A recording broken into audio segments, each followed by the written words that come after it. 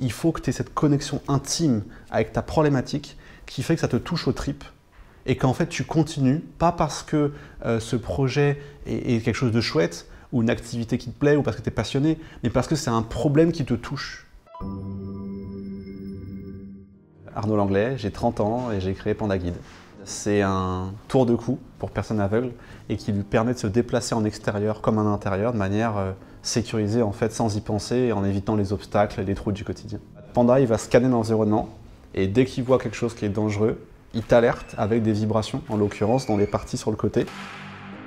J'ai une amie qui est aveugle et puis un jour elle me raconte son anecdote en me disant « Tiens, aujourd'hui j'ai pris le train, je suis tombé en fait entre le train et puis le quai et je me suis tout de suite mis à réfléchir, est-ce qu'on ne peut pas reprendre une partie de ces technologies qui existent et puis les rajouter quelque part sur le corps, de manière à ce que la personne puisse avoir une meilleure compréhension de son environnement.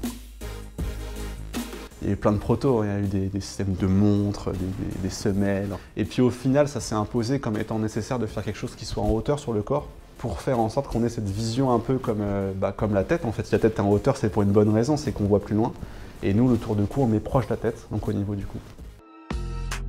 Les gens nous exposent un besoin, et nous, en tant qu'ingénieurs, il faut juste qu'on mette ça et ça à disposition des besoins. Et il y a une expression qui revient souvent, ne pas faire de validisme. C'est qu'il y a un ras-le-bol des personnes qui disent « j'en ai marre d'avoir un produit qui est pensé par des non-handicapés pour moi. J'aimerais juste qu'on m'écoute pour mon besoin. » Et ça, c'est la démarche qu'on a adoptée et qui n'est pas facile à faire en fait. Pendant une semaine, je me suis bandé les yeux. Complètement déconcertant. Enfin vraiment, je n'imaginais pas à quel point ça pouvait être difficile. Moi qui passe de statut voyant à non-voyant, il y a eu ce côté très violent et radical que certains vivent suite à un accident par exemple, ou à un moment où tu vas dans ta vie avoir un changement brutal.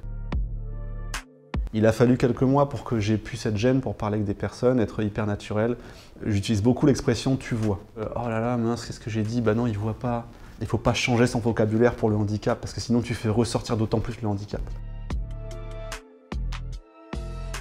Tu as début 2017 la création de la boîte, donc là tu deviens une vraie structure, tu commences à recruter des gens, tu fais un petit peu de dette bancaire, un peu de financement public, enfin bon, en tout cas c'est comme ça que j'ai fonctionné. 2018 on a eu un vrai focus sur la partie scientifique, concrètement comment ça marche le cerveau, pourquoi est-ce que certaines personnes aveugles ont une perception différente, etc. Donc si tu es né aveugle ou si tu es devenu en cours de vie, c'est très différent pour la structure du cerveau.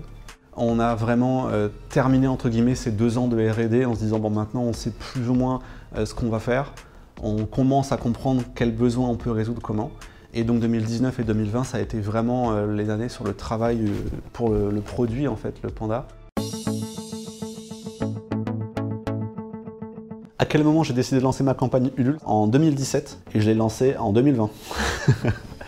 Mais c'était surtout parce que c'est la première fois où on va entre guillemets, demander de l'argent à des gens. Il faut savoir que sur nos clients, on doit avoir, allez, je dirais entre 50% et les 3/4 qui sont au chômage ou sans emploi. Ça, c'était un vrai challenge. La vraie question, c'est est-ce que ça va fonctionner commercialement parlant? Incroyable, on était survoltés parce qu'en fait, c'est la première fois où ça devient autre chose que à la fois de la théorie de laboratoire et à la fois que du bienveillant bisounours au bureau. On était crevés, on nous l'avait dit, c'est fatigant une campagne de crowdfunding, et c'est vrai. De voir cette courbe qui monte, le plateau de la mi-campagne, et après espérer la fin en apothéose, on l'a eu heureusement. On a eu aussi la bonne surprise d'avoir des B2B, donc des entreprises qui ont acheté. Et en l'espace d'1 mois, en termes de business, c'était un vrai tremplin. Nous, on était super contents que la BNP nous ait choisis pour Act for Impact. La BNP, ils ont un département ESS qui nous suit déjà. On a notre petit tour de France qui est prévu. On ira voir chaque personne qui nous a soutenus. On ira poser des questions, on ira comprendre encore mieux les besoins parce que vivre à Paris, c'est différent que de vivre en province. Les besoins ne sont pas tout à fait les mêmes, mais l'autonomie reste un besoin fondamental auquel on doit adresser une réponse. Tu mets en fait dans la balance un côté très humain, très social, très valeur, et un côté très business, assez froid finalement. Et le rôle d'un entrepreneur, c'est de trouver cet équilibre pour que la boîte maintienne sa viabilité, qu'on délivre notre promesse, c'est-à-dire qu'on aide les gens aveugles à être plus autonomes, sans pour autant sacrifier les gens qui sont dans la boîte et essayer de les préserver au maximum. Donc c'est vraiment c'est pas facile. Il faut que tu aies cette connexion intime avec ta problématique qui fait que ça te touche aux tripes et qu'en fait tu continues, pas parce que ce projet est quelque chose de chouette ou une activité qui te plaît ou parce que tu es passionné, mais parce que c'est un problème qui te touche. Sinon tu vas pas réussir. En fait, tu vas abandonner avant. Moi, ma vie, elle est différente maintenant que je fais Panda. Enfin, vraiment. C'est-à-dire que le jour où on a résolu une partie de ces problèmes-là, ça m'enlève un poids.